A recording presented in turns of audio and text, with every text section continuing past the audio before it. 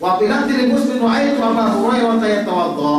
Aku melihat Abu Hurairah berwudu fa ghasala wajhahu wa yadayhi, maka dia basuh mukanya dan kedua tangannya hatta kada yablugha min kabaini, sehingga sampailah ke lengan dia. Sampai ke sini. Tsumma ghasala rijlaihi, kemudian dia sapu basuh kedua kakinya hatta rafa'a saqaini, sehingga sampai ke betis dia. Tsumma qala sami'tu Rasulullah sallallahu alaihi wasallam yaqul inna ummati yud'auna yawmal qiyamati ghurran muhajjalina min atharil wudu, faman istata'a minkum ayyutila ghurratahu wa tahjilahu. Kalimat ghurrah dan tahjil di sini ya. Tengok, ghurrah awalnya itu untuk biasa untuk kaki, untuk tangan. Tahjil biasanya cahaya untuk apa? Untuk kaki dikatakan. Faliyat adalah dianya memperbuatnya. Dalam yang lain, sami'tu Khalil sallallahu alaihi wasallam yaqul tablughu hilyatu minal mu'minina haitsu yablughul wudu. Sampailah perhiasan seorang mukmin itu dari sekira-kira sampainya wudunya. Anda ingin memperbanyakkan perhiasan, silakan memperpanjangkan ghurrah. Ya.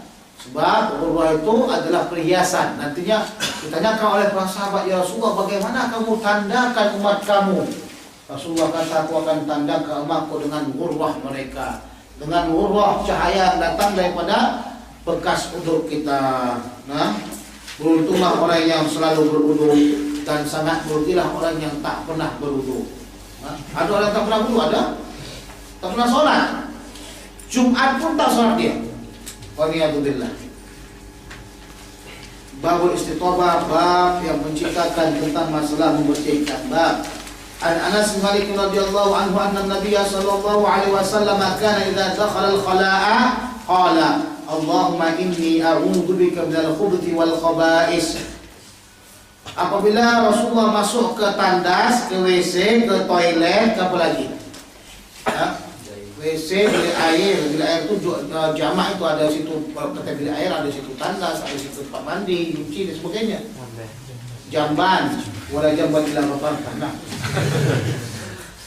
Nah, jamban, WC, toilet, bilik duduk temenung. Allahumma inni a'udzubika minal khubuthi wal khaba'ith. Ya Allah, sesungguhnya aku berlindung denganmu daripada godaan khubuth dan khaba'is. Apa itu nanti katakan? Al-khubuth bidhammil kha'i wal ba, dengan mendamahkan kha dan ba. Jam'u khabith, jamak daripada khabith. Wal khaba'ith jam'u khabithah, jamak daripada khabithah. Isti'adzah min dzikrani syayatin wa inazihim, yaitu minta perlindungan daripada syaitan yang laki-laki dan syaitan yang perempuan. Ini kalau sekiranya syaitannya ada yang terbuat daripada ini, apa nama itu? Yang bukan laki bukan perempuan, gimana? Yang godanya yang bukan laki yang bukan perempuan, pondam. Bahaya ini. Jadi kita sebelum masuk kita baca dulu, jangan kita baca itu sudah masuk. Sebab kalau kita masuk dalam keadaan baca ayat Quran atau baca hadis Rasulullah atau mengucapkan Allah, itu tak dibenarkan. Sebelum masuk dan melangkahlah kita dengan kaki kiri. Kaki apa? Kiri. Kemudian hendaklah kamu berkhidmat dikit kepada Allah SWT. Jangan tengok-tengok yang lain-lainnya. Karena masalah kita di Mesir ini pula, kalau dah kita dudukkan, kita akan melihat berbagai macam, dan kita baca mulai dinding itu ada macam-macam tulisan. Tahu nggak? Kecuali lah kalau rumah-rumah perak atau rumah apa ada tulis gitu. Kalau di masjid-masjid itu macam-macam tulisan itu. Ada dulu, oh ya Allah, ada iskatun nizam, iskatun warab, macam gitu. Ada kamu tengok gitu? Jarang sekali di Mesir ini melihat tandas yang bersih kan? Jarang. Satu keajaiban jika kita lihat Mesir ini tandasnya bersih. Jangan tengok di hotel. Dan kadang-kadang makan KFC aja pun tandasnya tak bersih. Karena memang sudah pelanggannya orang Mesir tak bersih. Nah, apa penyebabnya kita minta perlindungan kepada Allah SWT? Karena was-was dalam tandas ini banyak, syaitan banyak. Jadi kita akan dapat terganggu dengan dia.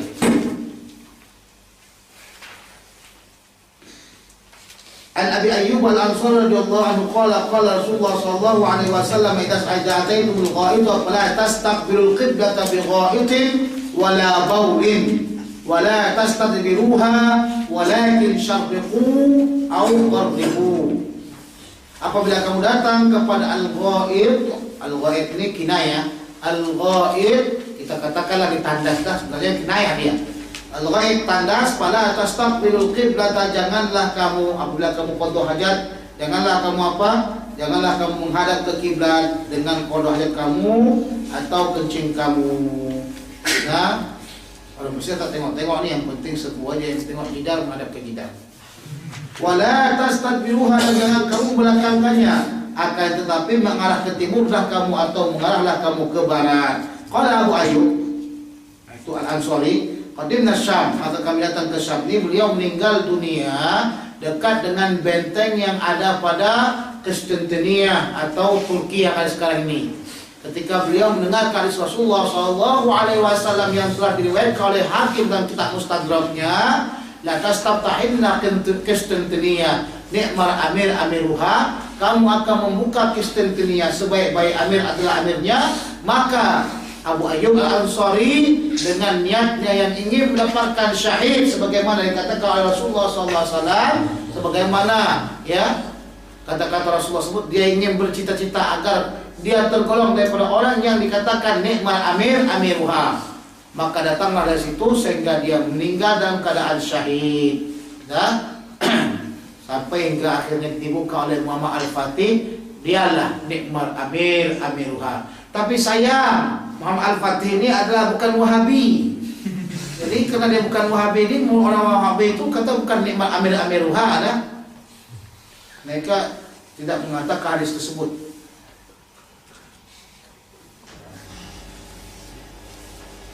Ketika dia sampai ke Syam, Syam ini meliputi daripada Yordania, Suriah, kemudian Lebanon, kemudian Palestina. Ini Syam.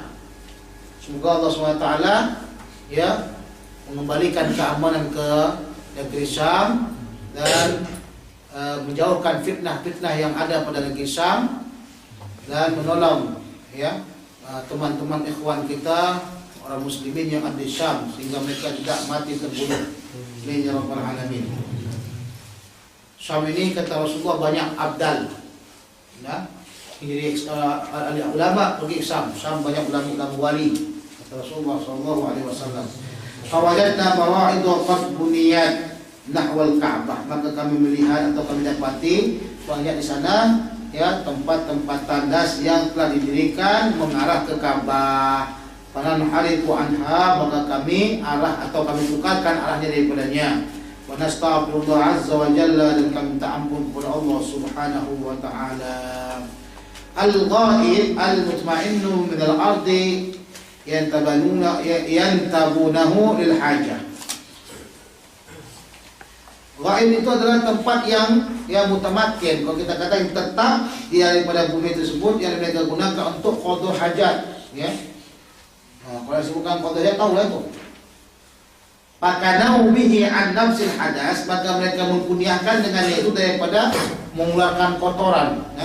Itu apa? Berak lah itu. Karahiyatan lidzikrihi bi khassismihi, karena mereka tidak suka menyebutkan kekhususan namanya, tak sebutkan. Jadi maknanya al-ghaib itu sebenarnya tempat yang kita dudukkan itu lah berak tu. Tapi kalimat al-ghaib ini dah diartikan ghaib, maknanya yang keluar tu. Nah, berak. Faham? Tapi kerana mereka tak suka sebutkan berak, kita yang kata nak mana tidak berak kita gitu. Kita saja sebutkan gitu tak malu. Tapi orang-orang yang berangkat tak katakan begitu, saya nak qada hajat. Padahal mana qada hajat ini sebenarnya asalnya banyak. Paham?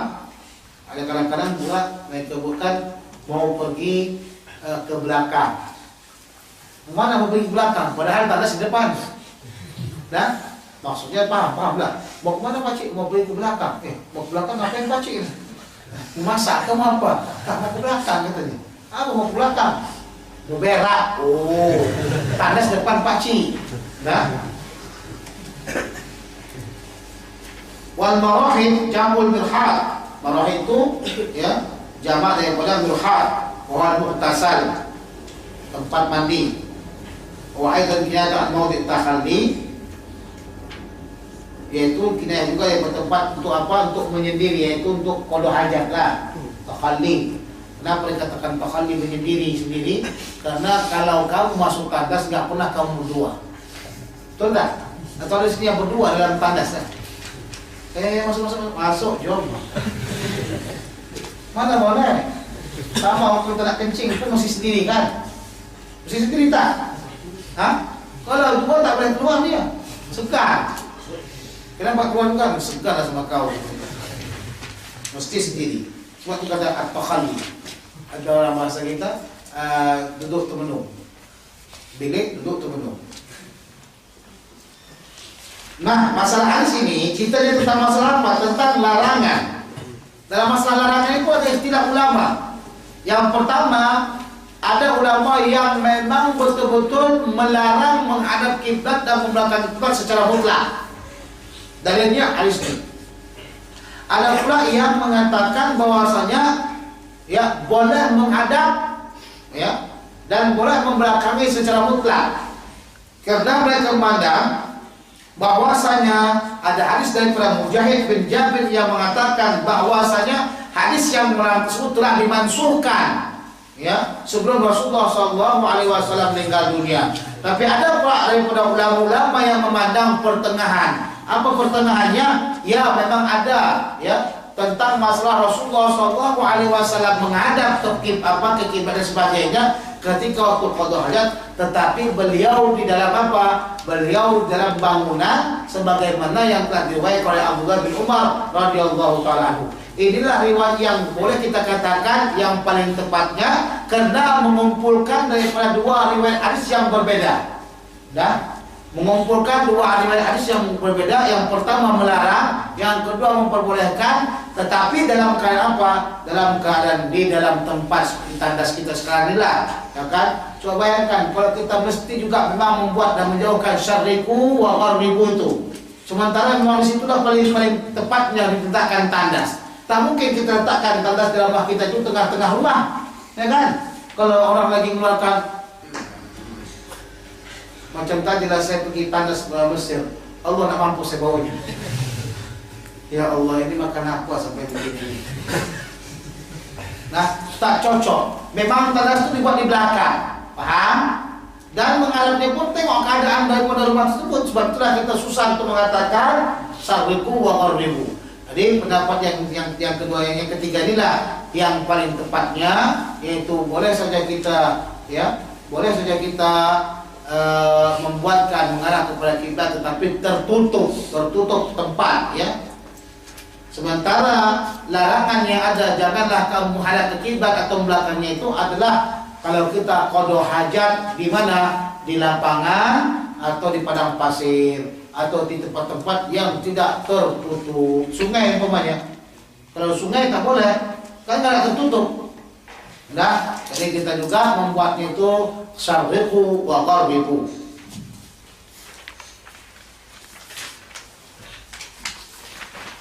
An Abdullah bin Umar bin Khattab radhiyallahu ta'ala anhuma qala raqaitu yawman ala baiti Hafsah fara'aitu an-nabiy sallallahu alaihi wasallam yaqdi hajatahu mustaqbil asy-Syam mustaqbil al-Ka'bah wa fi riwayatin mustaqbil Baitul Maqdis.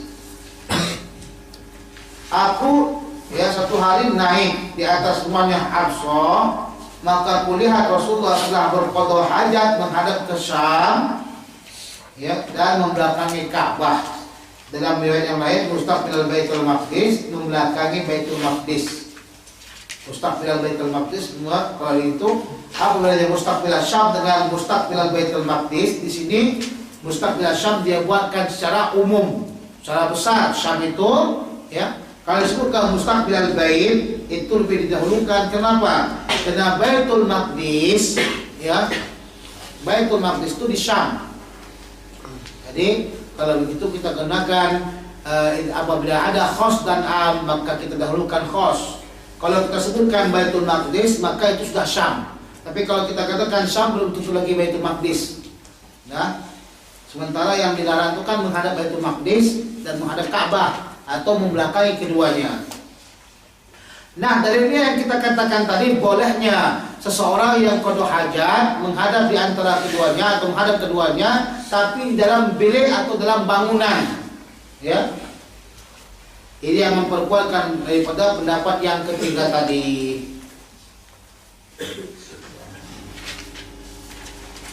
An Anas bin Malik radhiyallahu anhu annahu kana Rasulullah sallallahu alaihi wasallam yadkhulul khala'a fa'amilu ana wa ghulamun nahwi idawatan min ma'in wa 'alazatan fa yastanji bil ma'.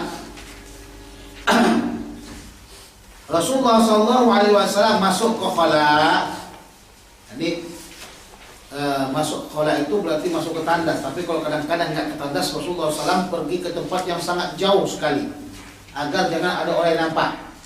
Sebagaimana diriwayatkan oleh Abu Daud radhiyallahu anhu, kana Nabi sallallahu alaihi wasallam idza dhahaba al-madhhaba ab'ada. Idza dhahaba al-madhhaba ab'ada. Apabila dia ingin pergi qada hajat maka dia menjauh daripada apa? Daripada pandangan orang, ya. Hadis sahih. Ini bagus nih, guna ini kalau misalnya di Malaysia saya yakin sekali tidak ada di sana yang nama tak bertandas. Semua orang bertandas. Semua orang bertandas. Kalau macam kami di daerah Langkat itu tandas sekitar sudah 75% rumah bertandas, atau 80 lah per 100 itu sudah bertandas semua rumah. Tapi kalau pergi kita ke Mandailing itu rumah tak bertandas kebanyakannya, 80% tak bertandas. Udah, kebanyakan tandas mereka di mana? Di masjid. Jadi masjid itu tumpuan mereka. Mau mandi di masjid, mau pergi qada hajat ke masjid, kalau mau apa saja ke masjid. Udah, jadi kehidupan mereka itu semuanya di masjid. Itu daerah Mandailing. Tapi kalau di sana dari masjid itu kalau tandasnya itu sekitar ada mungkin 20. Nah, paling sedikit umpamanya tandasnya 5 atau 10. Udah. Jadi alhamdulillah setiap rumah ada tandas itu bagus.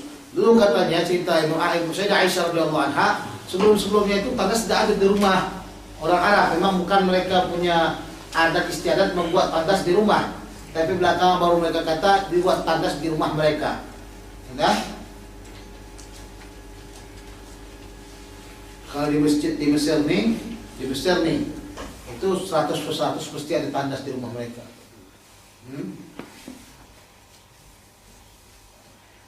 Fa ahmilu ana wa ghulamun nahwi idawatan, maka saya mengambil, kata Anas, dan seorang anak yang kecil, seumpama membawa apa, mereka membawa air dan anazah itu seperti tongkat yang tidak berapa berpegang, ya, tongkat yang tidak berada di kepala. Fa yastanji bil ma'i, maka dia itu beristinja dengan air. Jadi sempurna istinja dengan air, ya. Sempurna istinja itu dengan air. Sebab apa? Sebab kalau kita gunakan istinja dengan air, maka dia bukan hanya menghilangkan daripada najisnya saja, maka menghilangkan daripada baunya. An Abi Qatadah al-Haris bin Dhib'i al-Ansari radhiyallahu anhu, Nabi sallallahu alaihi wasallam qala la yumsikanna ahadukum dzakarahu bi yaminihi, janganlah seseorang itu memegang kemaluannya dengan tangan kanan, wa huwa yaqulu, yang dia itu dalam keadaan kencing, wa la yatamassah minal khala'i bi yaminihi, dan juga lah jangan dianya ya menyapu daripada, ya di sini artinya khala' ini ketikanya apanya, tempat berak, maksudnya daripada kotorannya itu bi yaminihi, dengan tangannya, wala yatanaffas bil ina'i, dan jangan dia bernapas pada air tersebut atau pada tempat minumnya. Yang pertama, larangan Rasulullah SAW ini adalah larangan makruh, bukan haram. Jangan memegang dakarnya. Kalau kita mau kencing, yang megangkan kemaluan kita itu cuma tangan kiri saja. Sudah? Yang nantinya mau membasuhkannya itu tangan kanan, tapi jangan sempat kena tangan kemaluannya. Sudah dipegang begini, jangan ini megang begini, ha. Kemudian setelah itu minta maaf, saya perlu diurut sedikit agar keluar air-air itu semuanya. Dah, baru setelah memang betul-betul yakin dia habis, baru basuh, baru tutup. Kalau kita belum yakin basuh nih, Kita tutup langsung, tiba-tiba dia netes. Kena kemana? Keluar. Kalau yang kena keluar kita sholat Allahu Akbar, sah tak sah? Itu kita orang yang paling tasahul. Kalau memudah-mudahkan dalam masalah perkara apa istinja, usahakan kita berdehem-dehem dulu dan kita urut di bawah ini supaya dia keluar semuanya. Sudah, setelah dia keluar baru kita istinja 3 kali dan jangan kita pegang dengan tangan kanan. Tengok. Dalil ini juga menunjukkan kepada kita bahwasanya yang namanya kemaluan ini tidak sama dengan kuping. Tak sama dengan kuping. Sudah. Kenapa? Karena Mazhab Abu Hanifah atau Hanafi mengatakan kalau kita pegang zakar ini tak membatalkan. Kenapa? Dia kata, iya, yang namanya kemaluan itu apa sama? Qabid on minuk. Dia kata bagian dari anggota tubuh kamu seperti kuping. Seperti apa? Kuping. Dari sini kita mengetahui Rasulullah melarang kita pegang dengan tangan kanan. Ada pernah Rasulullah larang kita pegang kuping dengan tangan kanan? Pegang-pegang ini? Ada? Tak. Kenapa Rasulullah larang zakar pegang tangan kanan? Berbeda kuping dengan zakar. Paham? Yang kedua, yang perbedaan antara kuping dengan kemaluan. Nah, kalau kita pegang begini-begini kuping ini, kenapa boleh keluar dia benda apa di sini? Pernah tak? Ada pernah keluar. Kalau kau pegang ini lama-lama bahaya. Nah, sebab itulah kalau sekiranya kamu saya kata-kata itu diurut sikit-sikit, cuma 3 kali aja urut, jangan lebih-lebih. Nanti muntah-muntah ya bahaya. Nah, sebab itu ya katakan megang zakar itu membatalkan wudu. Membatalkan wudu. Megang zakar dengan tangan kanan itu hukumnya makruh. Kemudian yang kedua, ya, masalah yang ada di sini, jangan kita bernapas dalam minuman kita seperti ini. Ini air, kita minum sambil bernapas, jangan. Usahakan minuman kita 3 kali bernapas, diminum, bernapas, minum lagi, bernapas, minum lagi, bernapas. Itu untuk kesehatan. Demikian juga sebenarnya tangan kanan ini kenapa kita tak boleh pegang yang apa ini? Kemungkinan besar adanya bakteri, ya. Adanya apa? Bakteri di bagian mana? Bagian dari kemaluan, sebabkan kita mengeluarkan apa? Kotoran. Paham?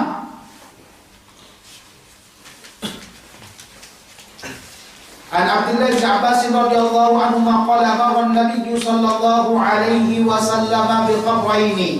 Rasulullah berlalu di antara 2 kubur. Rasulullah berlalu mana? Di antara 2 kubur.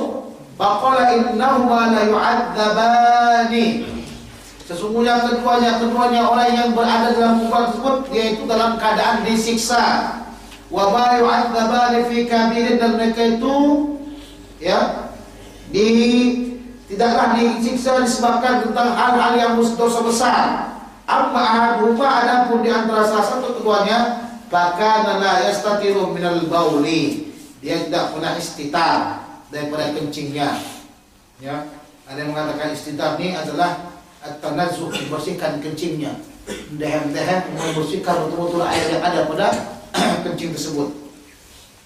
Wa amal akhar fakana yamsi bin namimah, sementara yang lainnya itu adalah dia suka mengadu domba.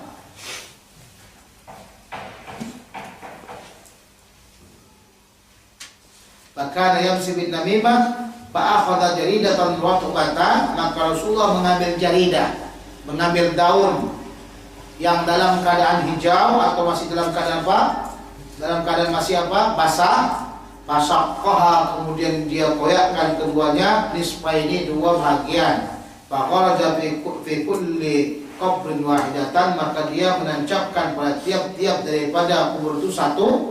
Faqalu, maka mengatakan dia, ya Rasulullah, lima fa'alta hadza, kenapa kau buat ini? Qala la'allahu yukhaffafu anhuma ma lam yaybasa, mudah-mudahan dianya itu akan meringankan keduanya selama-lama keduanya itu dalam keadaan basah.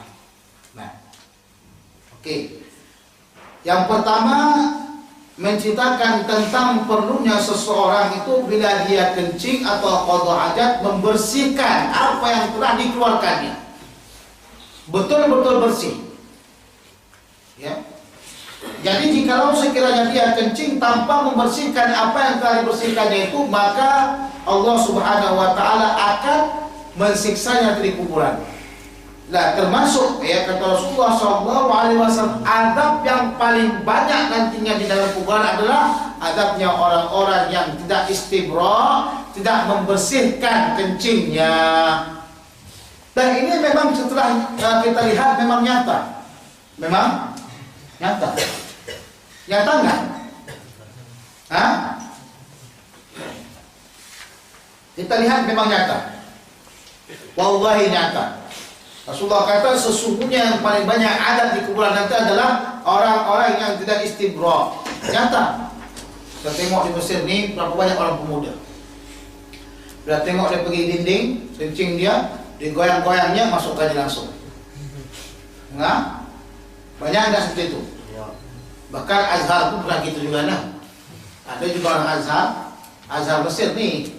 Azhar kita insya-Allah taala ya. Mesir semua belakang nah. Azhar Mesir banyak kita tengok begitu.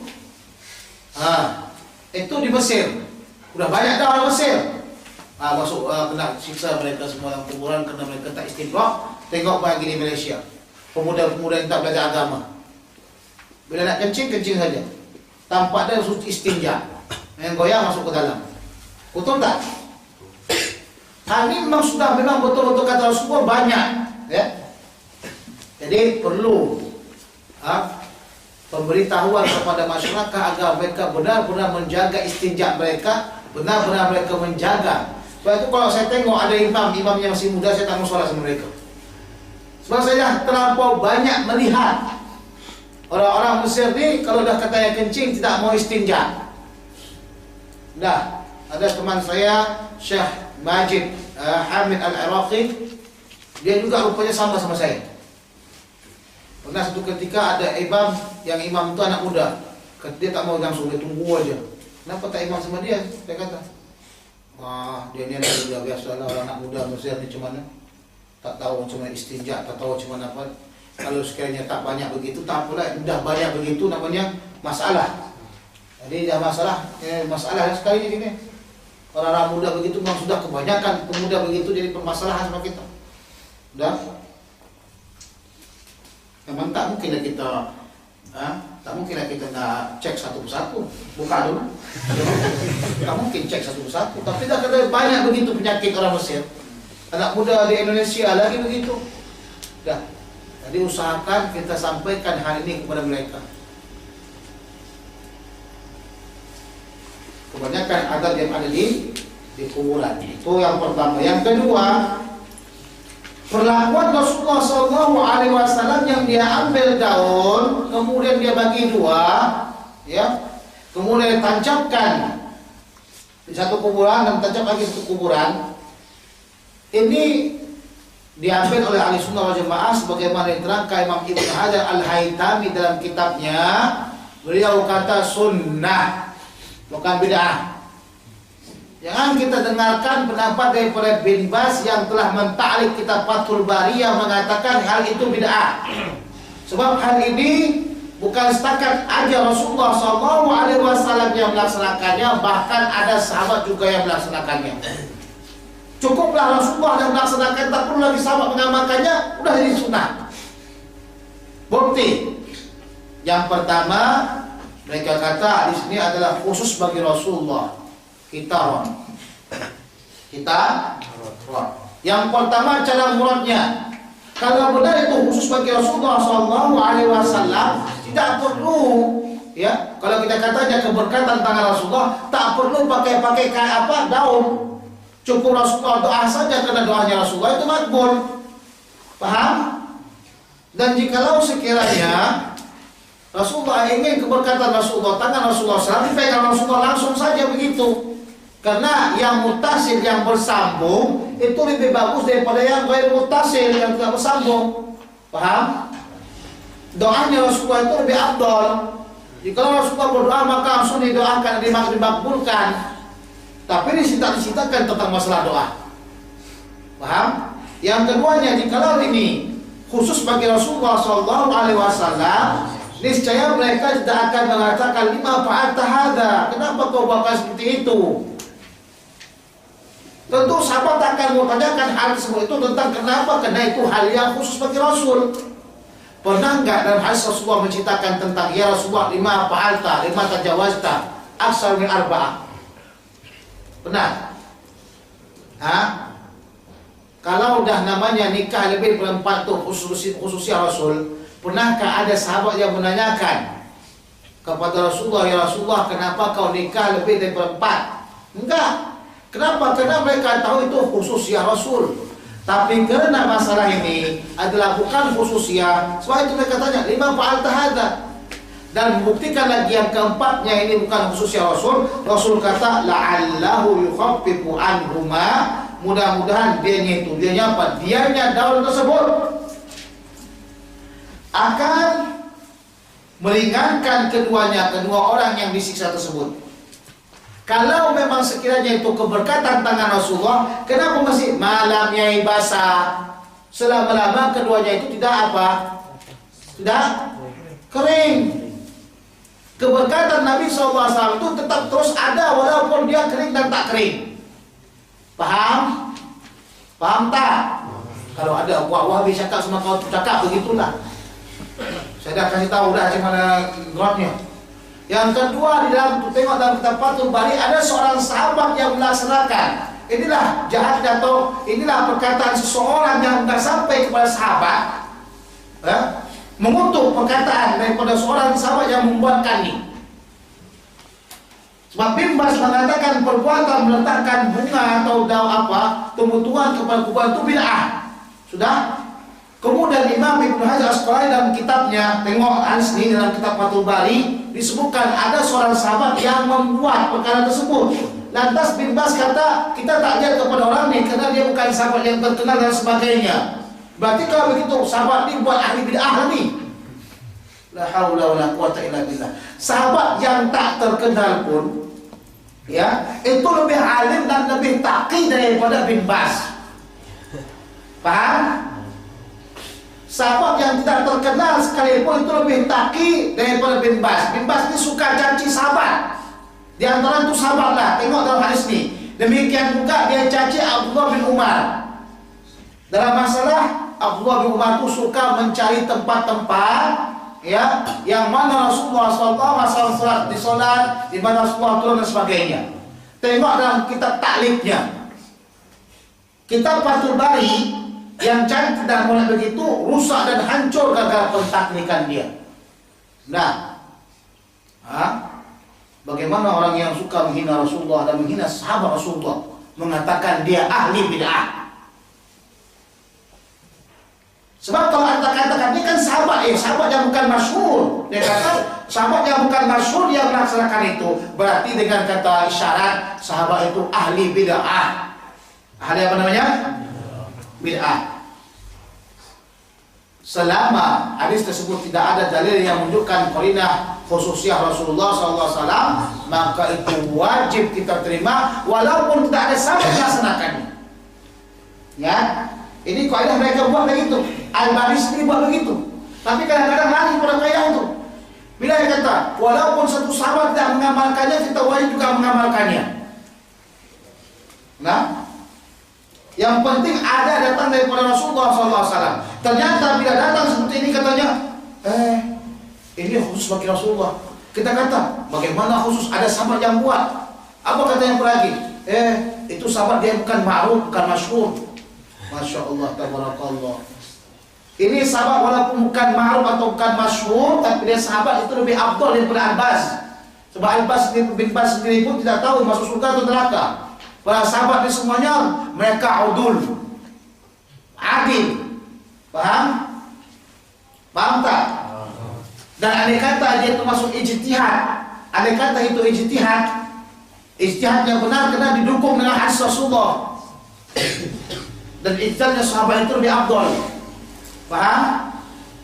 Berarti mereka menghina sahabat Rasulullah sallallahu alaihi wasallam. Yang kemarin dalam kitab Fathul Bari. Nah, kalau tak kena masalah ini kita mengejar waktu, saya akan berikan sama antum beberapa lagi dalil-dalil bagaimana mematikan kata-kata mereka. Insyaallah. Tapi masalahnya kita ini sekarang mengejar waktu. Kita insyaallah ta'ala sholat jam berapa? Ini yang sudah makan atau belum? Makannya jam berapa? Maghrib asar. Maghrib asar jam berapa? Pukul 3. 3.20. Oke, insyaallah kita akan berhenti 2 jam setengah. Jam 2 setengah kita berhenti sampai nanti setelah isya asar. Setelah asar kita kembali di sini insyaallah. Insyaallah. Itulah. Jadi sholat, tidak makanlah, tidak tenang-tenanglah, jangan tidur. Nah, An Abi Hurairah radhiyallahu anhu an Nabi sallallahu alaihi wasallam qala laula an asyqa ala ummati la amartuhum bis-siwak 'inda kulli shalah. Jikalau sekedar menyusahkan terhadap umatku, saya akan kusuruhkan mereka bersiwak tiap-tiap salat. Dalam riwayat yang lain mengatakan laula asyqa ala ummati la amartuhum bis-salati 'inda la amartuhum bi ta'khir al-isya wa la amartuhum bis-siwak 'inda kulli wudu. Jadi di sini pertama riwayatnya dipotong-potong Satu menceritakan tentang mentakhirkan isya, yang kedua menceritakan tentang masalah bersiwak ketika waktu berwudu.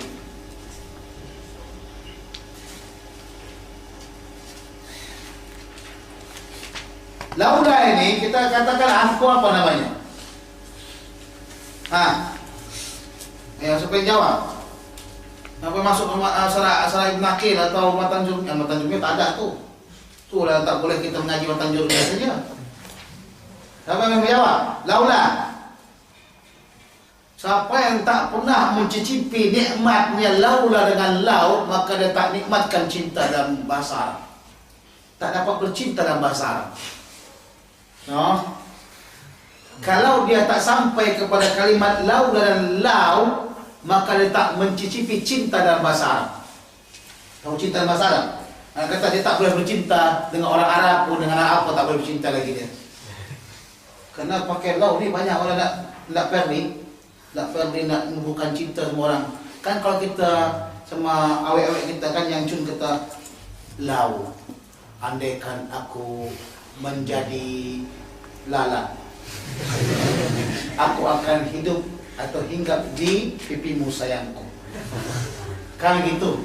Lau tu banyak lau. Tambah lagi lah. Aku nafi. Ini harful imtina limtina. Harful imtina limtina. Maka tak ada. Harful imtina limtina mana enggak ada. Maksudnya tak wajib lah. Laula, jikalau tidak, kerana tidak ada tu, tak wajib lah dia. Faham? Jikalau sudah tidak menyusahkan, ternyata mau menyusahkan, maka tak ada dia. Tak ada apa yang tak wajib. Sebab itulah jamhur mengatakan siwak ni tak wajib. Siwak tak wajib. Tapi paling disunahkan ketika waktu 3 perkara. Yang pertama ketika mulut kita sudah berubah bau busuk. Allah, baunya tanggung-tanggung lah. Bulan puasa musim panas. Bulan puasa musim panas depan orang Mesir memang betul-betul nak pingsan. Betul. Dia cakap mumbak. Tawala kata Allah. Tak tutup hidung pun kita segar. Pernah. Tak tutup hidung mati kita cium baunya. Nah. Ya wala kata. Itu kata ya wala. Kemudian yang kedua ketika waktu solat bidalil laula asyqa ala ummati la amartum bisiwak. Benda yang tak jadi wajib kemudian suruhannya ada dan memiliki fawaid yang banyak maka disunahkan hukumnya. Nah. Kemudian yang ketiga ketika kita baru bangun tidur. Biasanya sebab itulah disuruh kita kalau sebelum tidur tu kita gosok gigi dulu. Kalau kita sebelum tidur gosok gigi, kemudian bangun tidur kita akan cium wangi sikit. Tapi kalau sebelum tidur kita dah makan ayam, dah makan macam-macam, sebelum tidur kita tak gosok gigi, bangun tidur kita pingsan langsung. Gue akan tengok pas lagi kita tak gosok gigi itu tidur kita buat macam-macam peta Langkawi, peta Pulau Pinang, apa semuanya. Itu pakai cium tuh, mau, karena kita tak gosok gigi.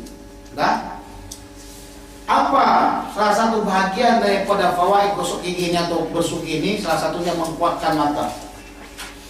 Yang keduanya membaguskan gigi. Yang ketiganya menjadikan gigi itu wangi, tak bau. Yang keempatnya malaikat suka dengan kita dan dekat dengan kita. Yang kelimanya Allah juga suka dengan kita. Yang keenamnya menjauhkan berbagai macam penyakit. Yang ketujuhnya membuatkan perut kita sedap. Nah, banyak lagi.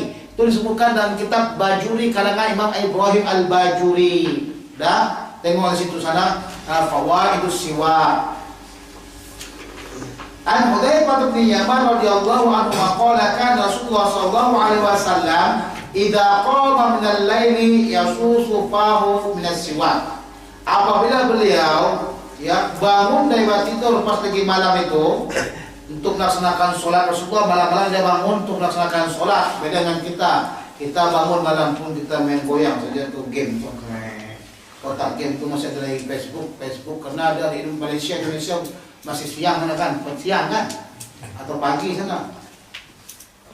Jadi Rasulullah malam bangun, kemudian dia yasusu fahu bisiwak, maka dia mencucikan mulutnya dengan siwak. Jadi kalau malamnya Rasulullah bukan hanya setakat ada siapa sini punya siwak, tengok dulu saya coba ada siwak saya pun tak ada lagi nanti. Allahu akbar walillahil hamd. Itu kalau Rasulullah SAW bersiwak, kalau dia mau sholat, dia akan siwakkan seperti biasa saja dari kanan atas. Tengok begini. Nah, ini pegang ada siwak, ada pen, tengok pen dulu sebentar. Nih. Dia pegang begini, dia buat dari atas ke kanan ke bawah. Ini adalah siwak untuk sholat. Tapi kalau sekiranya dia bersiwak untuk bangun malam atau sebelumnya, itu dia buat seperti itu, kemudian dia masukkan ke dalam lagi. Sampai dalam riwayat yang dikatakan begitu. Tak akan keluar kalimat kalau dia tak bersihkan dalam-dalamnya. Paham? Itu buktikan sama kita yang dalam pun perlu juga dibersihkan. Kalau tak nanti berkarang. Berkarang. Di situ juga yang baunya tuh. Nah, kalau tidaklah dimasukkannya bagian dalamnya semuanya itu, bisa kita akan keluarkan kalimat dalam riwayat yang nanti insyaallah akan kita bacakan. An Aisyah radhiyallahu anha qalat dakhala Abdurrahman bin Abi Bakr As-Siddiq radhiyallahu anhu ma'ala Nabi sallallahu alaihi wasallam. Abdurrahman bin Abi Bakar As-Siddiq masuk kepada Rasulullah sallallahu alaihi wasallam wa ana musnidatuhu ila sadri, dan Rasulullah itu telah menyandarkan dirinya ke bagian daripada dadaku. Ini Rasulullah sakit-sakit yang dekat dengan meninggal beliau. Wa ma'a Abdurrahman siwakun ratbun yastahnu bihi. Dan beserta Abdurrahman ada siwak yang kotor, basah, yang dia bersiwak dengannya. Fabadahu Rasulullah SAW kemudian mengalihkan atau meliplah Rasulullah SAW akan pandangannya. Fa'akhadtu siwaka faqadamtuhu. Kemudian aku ambil siwak tersebut dan aku memecahkannya dengan gigi. Fatayyabtuhu, kemudian aku perbaiki dianya. Itu siwak kalau kita beli siwak di Mesir ke di Mekah kita ambil dulu air sedikit, dimasukkan sedikit, letakkan 1 hari. Kemudian sudah letakkan 1 hari, dipecah-pecahkan, baru dipecah-pecahkan uncungnya itu, begitu. Paham? Itu yang dibuat Abdurrahman. Itu pada waktu dan Nabi SAW, kemudian aku berikan kepada Nabi SAW. Dalam riwayat yang lain, dan Abdurrahman kata apa? Maka Rasulullah memandang kepada siwakku, maka tahulah aku Rasulullah suka dengan siwak, dan berikan kepada Rasulullah SAW siwak tersebut. Dalam riwayat yang lainnya, pastan Nabi maka Rasulullah bersiwak dengannya. Maka ra'aitu Rasulullah sallallahu alaihi wasallam astanna istinadan ahsana minhu. maka aku tidak pernah melihat Rasulullah SAW bersiwak yang lebih baik daripada bersiwaknya beliau itu. Maka ada antara Rasulullah SAW rafa yadahu aw isbahu thumma qala bi rafiqil a'la. Pak bukan langsung lah Pak. Pada setelah itu, jadi ada jaraknya, bukan thumma digunakan. Maka setelah Rasulullah SAW selesai, maka diangkatkan tangannya atau jarinya, kemudian mengatakan Rafiqil a'la. Jadi ada malaikat yang datang memilih. Ketika itu datang malaikat kepada Rasulullah SAW. Pertama tidak diizinkan oleh Fatimah radhiyallahu anha. Kemudian Rasulullah SAW katakan izinkanlah dia masuk, karena dia itu adalah malaikat yang akan memisahkan antara lezat dengan kehidupan dunia ini. Dia kata, kemudian masuklah malaikat. Setelah masuk malaikat dipilih Muhammad, mana kamu pilih? Tetap di dunia ini atau kamu ke Rafiqil a'la? Maka Nabi Muhammad SAW mengatakan Rafiqil a'la 3 kali. Ternyata thumma qada, kemudian meninggal dunia. Wa kana taqulu, dan adalah Sayyidah Aisyah mengatakan, domir kembali kepada Sayyidah Aisyah, mata baina aqinati wa dhaqinati, beliau meninggal dunia di antara leherku dan dadaku dan daguku, ya. Beliau meninggal dalam keadaan leherku dengan daguku. Jadi Rasulullah di pangkuan Sayyidah Aisyah radhiyallahu taala anha, karena Rasulullah SAW ketika sebelum beliau itu mau meninggal dunia dalam keadaan sakit, Rasulullah meminta izin kepada istri-istri beliau agar dia dalam keadaan sakit itu di rumahnya Sayyidah Aisyah radhiyallahu anha. Ini tidak lain dan tidak bukan karena memang pilihan Rasulullah yang akan nanti dikuburkan di bawah atau di dalam rumah Sayyidah Aisyah radhiyallahu taala anha. Wa biladin fara'aitu yanzuru ilaihi, dalam riwayat yang lain aku melihat akannya dan melihat kepadanya. Wa arabtu, aku lihat annahu yuhibbu siwak, dia itu suka siwak. Faqultu, aku kata akhudhu laka, adakah aku berikan untuk kamu ini? Fa asyara bisihi, maka dia mengisyaratkan dengan kepalanya na'am, iya. Hadza lafzul Bukhari wa Muslim nahwuhu. Hadis Rabi' an Abi Musa al-Asy'ari radhiyallahu ta'ala anhu qala ataitu an-nabiyya sallallahu alaihi wasallam wa huwa yastaqu bi siwaki ratbin qala wa tarku siwaki ala lisanihi, dan ujung siwak itu di atas di bagian ujung daripada apanya, lisannya, wa yaqul atau o wa siwaku fihi, sementara siwak itu dalam mulutnya. Karena yang ta'awwa, dan itu ya seperti apa kata mana, seperti hendak muntah, yang tahawwa. Yang tahawwa itu asal pada begitu. Nah,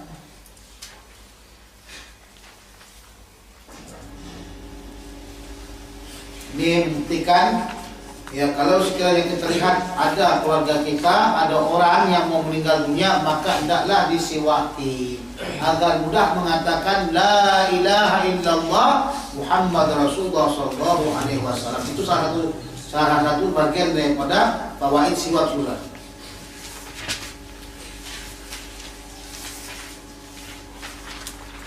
Baik-baiknya juga kalau mau mengajar bersiwak. Karena Imam Malik radhiyallahu anhu kalau dia mengajar itu apalagi hadis itu bersiwak ya. Kayak minyak wangi.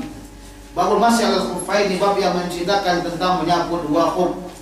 An-Mughirah bin Syu'bah radhiyallahu anhu qala kuntu ma'an nabiyyi sallallahu alaihi wasallam fi safarin.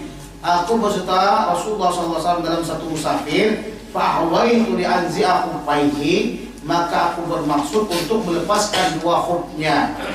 Faqala, maka berkata, ya da'huma, hendaklah kamu biarkan keduanya. Fa inni adkhaltuhuma tahirataini, karena aku masukkan kedua khuf tersebut dalam keadaan suci. Famasaha alaihima, maka dia basuhlah keduanya. An Hudzaifah bin Yaman radhiyallahu anhu qala kuntu ma'an nabi sallallahu alaihi wasallam, aku bersama Rasulullah sallallahu alaihi wasallam, fabala, bukan sama-sama kita langsung kencing, tak, bersama dalam musafir dalam satu ketika. Ini fanya ini tengok tahu fanya itu kan. Kemudian beliau kencing wa tawadhu dan berwudu, wa masalah khuffaihi al-muqtasar, dan membasuh atas kedua khufnya. Ini dalam hadis yang diiktisorkan. Oke, yang pertama masalah khuf. Khuf ini adalah bahasa Arab. Jadi kita mesti memahaminya lewat dengan bahasa Arab. Orang yang paling handal dengan bahasa Arab adalah Imam Syafi'i radhiyallahu anhu yang telah membuatkan syarat khuf itu yang pertama mesti menutupi bagian daripada tempat wudhu. Jadi kalau dia tidak menutupi tempat wudhu seperti kasut kita sekarang ini, itu tak sah kita dikatakan khuf. Paham? Karena tumit atau kuku-lali kita itu nampak. Itu yang pertama. Yang kedua, ya, khuf itu adalah terbuat dari sesuatu yang jika kita tuangkan air tak masuk ke dalamnya, tak masuk langsung ke dalamnya. Udah. Yang kedua, yang ketiganya, khuf ini mampu dibawa berjalan dengan perjalanan yang jauh. Andai kata tidak terdapat tiga syarat tersebut ini, makanya bukan